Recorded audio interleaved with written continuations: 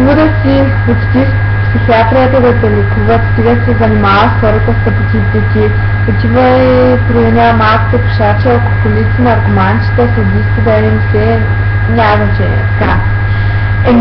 Добре, сега, за какво трябва да съм муда и за какво не ми отговаряш на въпросите, да ми пишеш в моя аз, смятай какъв си пихло. Добре, няма значение. Защо съм муда? Аз казвам реалните неща.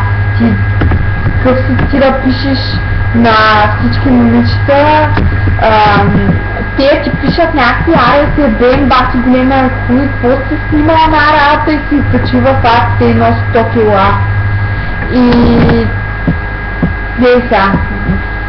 О, yes, baby, о, yes. Да. Пиши ми, ама не анонимно. Бати тъпото копеле си честни, заклеям се, наистина. Не знам друго какво ти казва, обаче е супер жалък. И не знам тези момичета какво намират в тебе, особено това, че дори не мога да го открия аз.